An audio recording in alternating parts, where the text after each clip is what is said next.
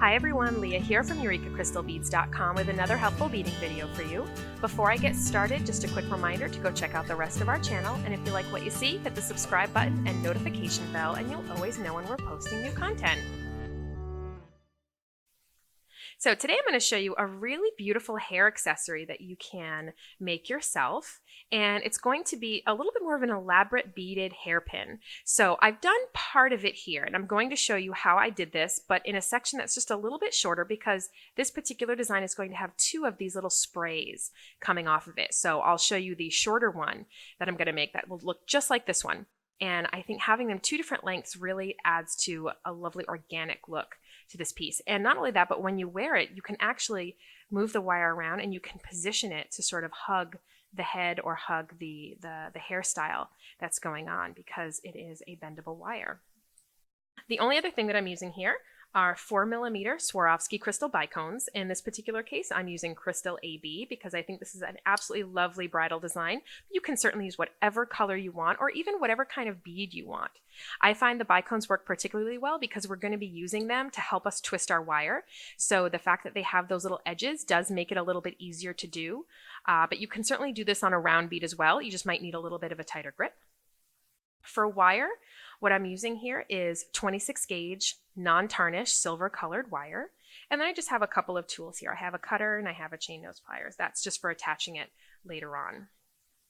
So I have a piece of wire here that's about 1 foot long. To do this longer spray, I had about 1.5 feet. And I'm going to start by putting a crystal bicone right in the center. And I'm going to make my two ends meet here so that way I know that my bicone ends up in the center. And what I'm going to do is just hold that bicone and I'm going to start to twist it a little bit. Just like that. Now this is sort of the one that will be at the tip, at the center. So this one right here. And then we'll have crystals coming down the sides.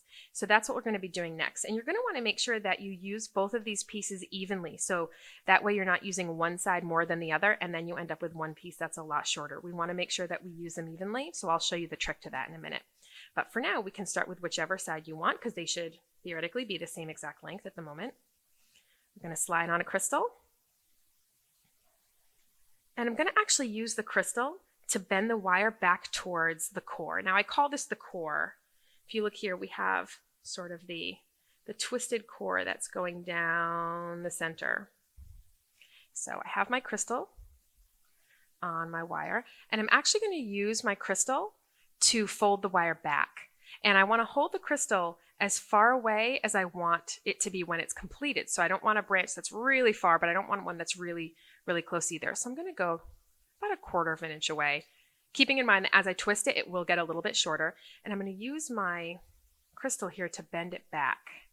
And you'll see how that bend happened. And we're going to bring our wire back towards that core. And I'm going to hold it with my fingernail there, and I'm going to twist the crystal. So now we've created a side crystal. Now before we do the next one, because they will be staggered, we're going to take our two main wires and we're going to twist them a little bit more together to create more of that core. So here was that first one that's in the center. Here's our first side crystal, and now our next side crystal is going to be on this side. But we want to make sure that we're always using the longer of the two wires, because remember, we just use one of the side wires to do this. So we don't want to use the same side wire because then that same side wire is going to get a lot shorter, a lot faster. So we want to go to these two wires and find which one is the longer one, which is this one here. So that's the one we want to use. And we will see if it is on the side we want it to be on, which it is. If it wasn't, if this was actually the longer wire and we needed it to be on this side, you'd simply twist them together one more time to get it to the side that you want the next branch to be on. So I'm going to repeat that process. I'm going to pick up a crystal. I'm going to use the crystal as a means of folding the wire back towards, that's a little bit long there, back towards that little twisted wire core, and then bring the wire down. Hold it with your fingertips so you can see where it's overlapping. We're going to hold it with our fingertip here, and we're going to twist. And now we're going to take our two wires, and we're going to twist them together a little bit to create more of that core. So that's what creates our length. Just like this. Now our next side crystal needs to be on this side. So we have to check to see if this is the longer wire. Actually, they're about even right now. So actually that makes sense because we've done the one in the center and the two on the side. So that should be pretty equal at the moment.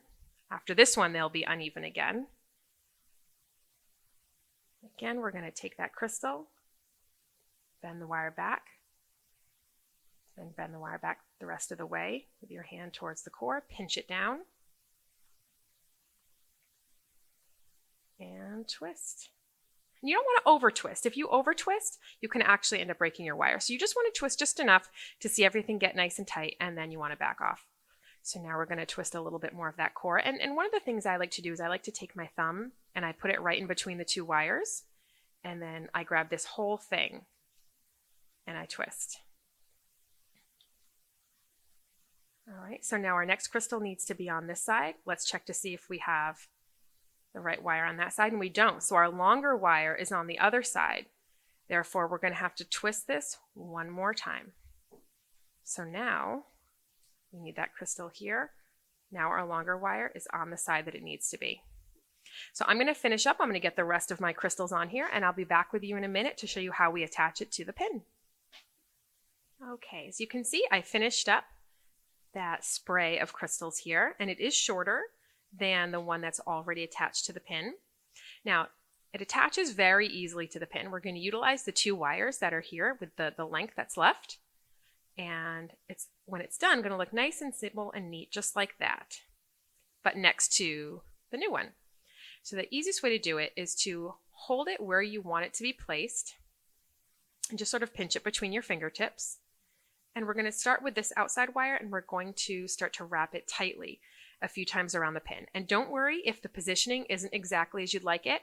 This is very nice, easily bendable wire. We can work on that positioning after, once it's done and it's secured nicely. And you don't even have to worry too much if your wraps aren't perfectly tight together. We can fix that as well. Because I know it's a little tricky because you have to keep going in between the two pins there. But that's what we want to start seeing. And we can take our chain nose pliers and we can scrunch those wires up, just like that.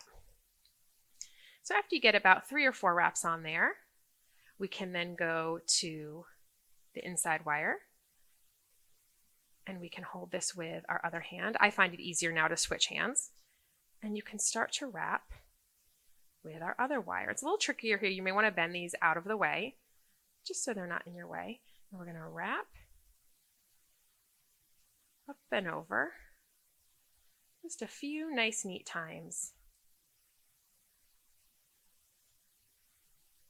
Just like that. And we have a little bit of space there, but that's okay because we can, like I said, scrunch all of this up. Just like that. Now we're going to trim these 2 wires off, and then we'll use our chain nose pliers again to tuck in the little bits of wire that are left off, since we won't be able to trim it exactly close. There's always going to be that little tiny bit of a sharp end that's left there, so we want to gently tuck that in. You can see that's sticking up right at the end. So we're going to go ahead and nudge that down. Scrunch it up if we have to.